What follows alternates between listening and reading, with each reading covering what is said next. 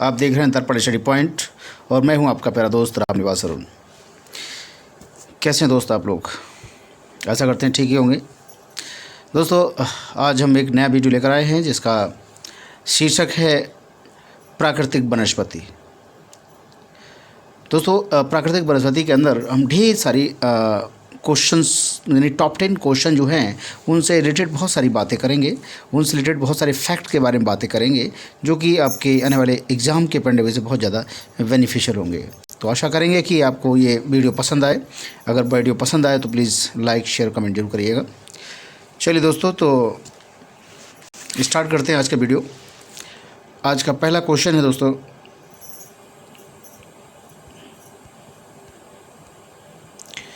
निम्नलिखित में से किस पौधे में फूल नहीं होते हैं? ऑप्शन है आपके ऑर्किड, फर्न, कटहल या गूलर। तो इसका आंसर हो जाएगा दोस्तों फर्न। फर्न में फूल नहीं होते हैं। तो इसको देखा जाए तो इसमें पर्णांग या फर्न एक अपुष्पक पौधा है जिसमें फूल नहीं होते हैं। इसको जड़, तना, पत्ती इन 3 भागों में बांटा जा सकता है। ये बीजाणुधानियों से बीजाणु उत्पन्न करता है। ठीक इसी से नए पौधों की जो रिप्रोडक्शन होता है वहीं से होता है। ठीक है दोस्तों, आगे बात करते हैं दूसरे क्वेश्चन की। निम्नलिखित राज्यों में से किस राज्य में सिनकोना वृक्ष नहीं उगता है? ऑप्शन है आपके पश्चिम बंगाल, छत्तीसगढ़, असम या केरला। तो दोस्तों इसका आंसर हो जाएगा छत्तीसगढ़। दोस्तों छत्तीसगढ़ में ये वृक्ष नहीं उगता है। तो इसको सिनकोना एक है ना, एक सदाबहार मतलब पादप है जो झाड़ी अथवा ऊंचे वृक्ष के रूप में उगता है। ये रूबिएसी कुल की प्रजाति है। रूबिएसी कुल की वनस्पति है।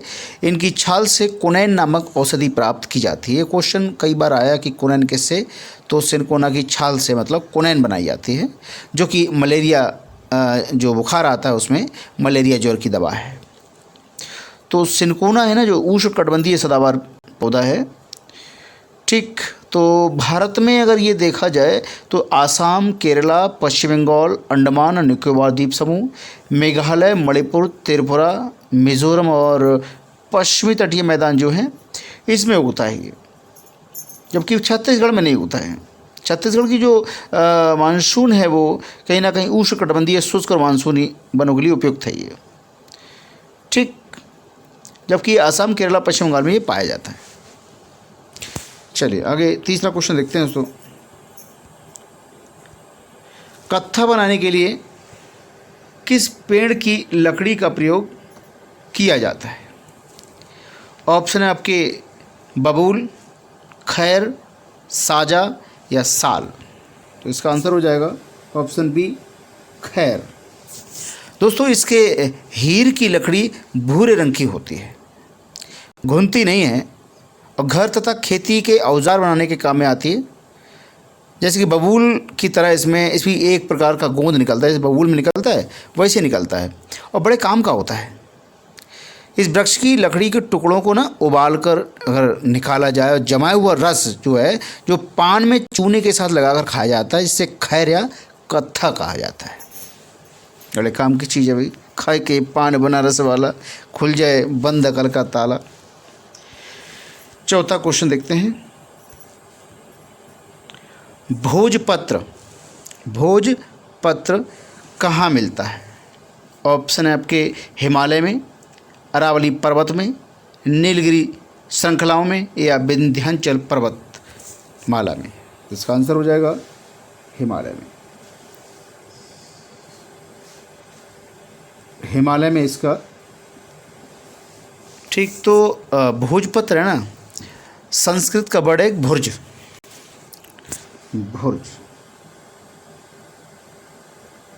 संस्कृत का वर्ड है भुर्ज और इसका जो वैज्ञानिक नाम है बेटुला यूटिल्स। Betula utils. ठीक, बेटुला यूटिस। तो अंग्रेजी में बोलते हैं हिमालयन बिर्च, हिमालयन बिर्च। तो हिमालय में क्षेत्र में उगने वाला एक वृक्ष है जो 4500 मीटर की ऊंचाई तक मतलब उगता है। और ये वृक्ष मतलब एक मल्टीपर्पज़ वृक्ष है, बहुउपयोगी वृक्ष है। इसकी जो छाल होती है वो सफ़ेद रंग की होती है, जो प्राचीन काल से ग्रंथों की रचना करने के प्रयोग में आती थी, तो आज भी आ रही है। भोजपत्र भी है, ठीक है, हिमालय मिलता है ये। चलिए आगे बढ़ते हैं। और दोस्तों भोजपत्र राजा भोज भी थे, जो जिनके नाम पर एमपी में जो राजधानी है एमपी की भोपाल, वो बसाई गई है। 5वां क्वेश्चन देखते हैं। निम्नलिखित में से किसे जंगल की आग कहा जाता है? ऑप्शन है Tectona grandis, B Butea monosperma, C Bauhinia variegata, या डी जैकरांडा मिमोसा फोलिया। ठीक है, तो इसका आंसर हो जाएगा ब्यूटिया मोनोस्पर्मा, ब्यूटिया मोनोस्पर्मा। ये क्या बला है भाई?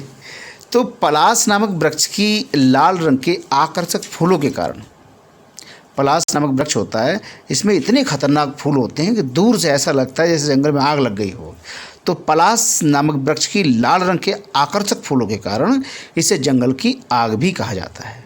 तो पलास के फूलों को उत्तर प्रदेश का राजकीय पुष्प भी घोषित किया गया है। तो सभी लोग ध्यान से इसको सुनिएगा कि पलास जो है, पलास का फूल है, उत्तर प्रदेश का राजकीय पुष्प भी है। पलास वृक्ष जो है ना, पलास, छूल, परसा, ढाक, टेसु, किंशुक, केसु, इस तरह से कई सारे नाम हैं इसके। एक वृक्ष है जिसके पुष्प बहुत ही अट्रैक्टिव होते हैं, इसके आकर्षक फूलों के कारण इसे जंगल की आग भी कहा जाता है। ठीक है, तो ये 2 प्रकार का होता है, एक तो लाल फूलों वाला और एक सफ़ेद फूलों वाला। तो लाल फूल वाले पलास का जो वैज्ञानिक नाम है वो ब्यूटिया मोनोस्पर्मा है, और सफ़ेद फूल वाले लता पलास को औषधीय दृष्टिकोण से अधिक उपयोगी माना जाता है। वैज्ञानिक दस्तावेजों में दोनों ही प्रकार के लता पलास का वर्णन मिलता है। सफ़ेद फूलों वाले लता पलास का वैज्ञानिक जो नाम है ब्यूटिया पार्वीफ्लोरा है, जबकि लाल फूलों वाले को क्या बोलते हैं, ब्यूटिया सुपरबा कहा जाता है। एक पीले वाले पुष्पों वाला पलास भी होता है। चलिए आज का 6वां क्वेश्चन देखते हैं दोस्तों। निम्नांकित में से कौन सा वृक्ष समुद्र तल में सर्वाधिक ऊंचाई पर पाया जाता है? ऑप्शन है साल, चीड़, सागौन या देवदार। चलिए तो क्वेश्चन देखते हैं 6वां। कौन सा वृक्ष समुद्र तल में सर्वाधिक ऊंचाई पर पाया जाता है? साल, चीड़, सागौन या देवदार। तो इसका आंसर हो जाएगा देवदार। देवदार वृक्ष जो है वो सर्वाधिक ऊंचाई पर पाया जाता है। देवदार का जो वैज्ञानिक नाम है वो है सेड्रस डियोडोरा। अंग्रेजी में डियोडोर भी बोलते हैं, उर्दू में देवदार भी बोलते हैं, संस्कृत में देवदार बोलते हैं। तो ये एक सीधे तने वाला ऊंचा शंकुधारी पेड़ है ये, जिसके पत्ते लंबे होते हैं और कुछ गोलाई लिए होते हैं, और जिसकी लकड़ी जो होती है मजबूत होती है लेकिन हल्की और सुगंधित होती है।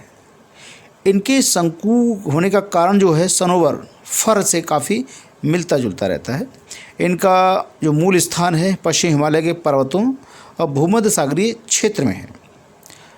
हिमालय में इनकी जो लंबाई है वो 1500 से 3200 मीटर तक होती है, और भूमध्य सागरीय क्षेत्रों में 1000 से 2000 मीटर तक होती है।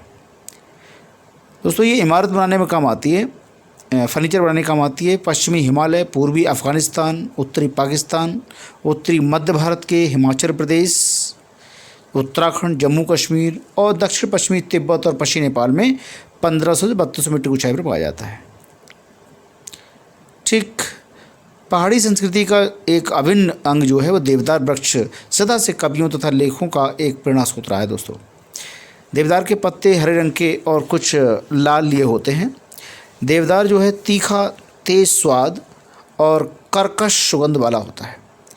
इसकी जो तासीर होती है ना वो गर्म होती है, इस कारण से अधिक मात्रा में उपयोग फेफड़ों के लिए हानिकारक होता है। देवदार के दोषों को कतीरा और बादाम का तेल नष्ट करता है। देवदार के जो अगर दोष हो जाएं तो कतीरा और बादाम का तेल नष्ट कर देता है उसको। इसकी तुलना जो है अदाख से की जाती है। इसे अनेक दोषों को नष्ट करने वाला कहा गया है। ये सूजन को पचाता है, सर्दी से उत्पन्न होने वाली पीड़ा को शांत करता है, पथरी को तोड़ता है और इसकी लकड़ी जो है ना, गुनगुने काढ़े में बैठने से गुदा के सभी प्रकार के घाव नष्ट हो जाते हैं। बड़ा काम का वृक्ष है ये। 7वां क्वेश्चन देखते हैं दोस्तों। सामाजिक वानिकी में प्रयुक्त बहुउद्देशीय वृक्ष एक उदाहरण है। क्या है भाई? यूकेलिप्टस, खेजड़ी, ढाक या शीशम। इसका आंसर हो जाएगा खेजड़ी। मल्टीपर्पज़ एक पौधा है तो खेजड़ी बोल सकते हैं, या शमी एक वृक्ष है जो थार के मरुस्थल और अन्य स्थानों पाया जाता है। ये वहाँ के लोगों के लिए बहुत ज़्यादा उपयोगी होता है। इसके और भी नाम हैं, जैसे घप बोलते हैं संयुक्त अरब अमीरात में, खेजड़ी, जाट, जाटी, सागरी ये राजस्थान में बोला जाता है, छोकरा उत्तर प्रदेश में बोलते हैं, जंड जो है पंजाबी बोला जाता है, कांडी सिंध में बोला जाता है, वन्नी तमिल में बोला जाता है, शमी सुमरी गुजराती में आता है। तो इसका व्यापारिक नाम जो है ना कांडी है। ये वृक्ष जो है विभिन्न क्षेत्रों में पाया जाता है, देशों में पाया जाता है कई सारे, जहाँ इसके अलग अलग नाम है। अंग्रेजी में इसको प्रोसोपिस सेनेरेरिया नाम से जाना जाता है। तो खेजड़ी का जो वृक्ष है वो जेठ के महीने में, अप्रैल महीने में हरा रहता है। ऐसी गर्मी में जब रेगिस्तान में जानवरों के लिए धूप से बचने का कोई सहारा नहीं मिलता दोस्तों, तब ये पेड़ छाया देता है उन्हें। जब खाने को कुछ नहीं होता तब ये चारा देता है जो लूंग कहलाता है। इसका जो फूल होता है मींझर कहलाता है। इसका फल सांगरी कहलाता है जिसकी सब्जी बनाई जाती है। ये फल जो है सूखने पर खोखा कहलाता है जो सूखा मेवा है। इसकी लकड़ी बहुत मजबूत होती है जो किसान के लिए जलाने और फर्नीचर बनाने के काम आती है। इसकी जड़ से हल बन जाता है और अकाल के समय रेगिस्तान के आदमियों और जानवरों का यही एकमात्र सहारा है। सन 1899 में दुर्भिक्ष अकाल पड़ा था जिसको छपनिया अकाल कहते हैं। छपनिया अकाल 1899 की बात हो रही है। उस समय रेगिस्तान के लोग इस पेड़ के तनों के छिलके खाकर जिंदा रहते थे। इस पेड़ के नीचे अनाज की पैदावार ज़्यादा होती है। ठीक है दोस्तों। तो राजस्थानी भाषा में कन्हैयालाल सेठिया की कविताएं मींझर बहुत प्रसिद्ध है, कभी मौका मिले तो पढ़िएगा इसको। ये थार के रेगिस्तान में पाए जाने वाले वृक्ष खेजड़ी के संबंध से है। आगे देखते हैं 8वां क्वेश्चन। भारत में किस राज्य का सर्वाधिक क्षेत्रफल घने पतझड़ वाले जंगलों से घिरा है? ऑप्शन है आपके महाराष्ट्र, छत्तीसगढ़, मध्य प्रदेश या उड़ीसा। इसका आंसर हो जाएगा मध्य प्रदेश। ये दोस्तों जो मध्य प्रदेश है सबसे ज़्यादा घने पतझड़ वाले जंगल पाए जाते हैं। सबसे ज़्यादा विस्तार जो एमपी में मिलता है, उसके बाद छत्तीसगढ़ राज्य मिलता है। भारत की वन रिपोर्ट अगर देखा जाए 2019 के अनुसार तो मध्य प्रदेश में कम से कम 41,017 वर्ग किलोमीटर में ये वन पाए जाते हैं और छत्तीसगढ़ में 39,266 वर्ग किलोमीटर घने पतझड़ वन है। ठीक है। नवा क्वेश्चन देखते हैं दोस्तों। लीशा कहाँ से प्राप्त किया जाता है? लीशा दोस्तों इसको इंग्लिश में रेजिन भी कहा जाता है। ऑप्शन है आपके बुरांस के वृक्ष से, देवदार के वृक्ष से, चीड़ के वृक्ष से या शीशम के वृक्ष से। इसका आंसर हो जाएगा चीड़ के वृक्ष से। इसको राल या रेजिन भी कहा जाता है इंग्लिश में। गोंद जैसा हाइड्रोकार्बन द्रव्य होता है जो वृक्षों की छाल और लकड़ी से निकलता है। अन्य पेड़ों की तुलना में अगर देखा जाए चीड़ जो है वो जैसे कोणधारी पेड़ों से रेजिन अधिक मात्रा में निकलता है। रेजिन का प्रयोग दोस्तों गोंद, लकड़ी का रोगन जैसे वॉर्निश है, सुगंध है, अगरबत्ती बनाने के लिए सदियों से होता आया है। कभी कभी रेजिन जमकर पत्थर कहा जाता है, पथरा जाता है मतलब, और बड़े डलों का रूप ले लेता है, डेलों का रूप, बड़े बड़े टुकड़े हो जाते हैं जो समय के साथ साथ ज़मीन में दफन हो जाते हैं और लाखों सालों बाद ये कहरुबे यानी एम्बर के नाम से बहुमूल्य पत्थरों की तरह निकाले जाते हैं और आभूषणों में इस्तेमाल होते हैं। तो संस्कृत में रेजिन के लिए बहुत से शब्द प्रयोग होते थे, जैसे निर्यास पेड़ों से उत्पन्न होने वाली किसी भी द्रव्य को कहते हैं जिसमें एक रेजिन है। सरल स्प्रूस के पेड़ों से रेजिन को सरल द्रव्य कहा जाता है। अराल और द्रुमामय भी रेजिन के लिए प्रयोग होते हैं। ठीक है, चलिए आज का लास्ट क्वेश्चन देखते हैं दोस्तों।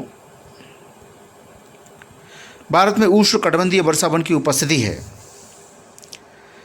ऑप्शन है आपके उत्तर प्रदेश और महाराष्ट्र, उड़ीसा और छत्तीसगढ़, असम और नागालैंड, या असम और केरला। तो इसका आंसर हो जाएगा असम और केरला। असम और केरला। इनकी स्थिति के बारे में देख लेते हैं दोस्तों। तो भारत में उष्ण कटिबंधीय वर्षा वन की जो उपस्थिति है वो केरला और असम में है।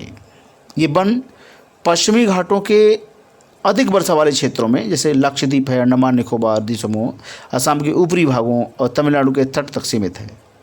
ये इन क्षेत्रों में भलीभांत विकसित हो जाते हैं जहां 200 सेंटीमीटर से अधिक वर्षा के साथ साथ एक थोड़े समय के लिए शुष्क ऋतु पाई जाती है।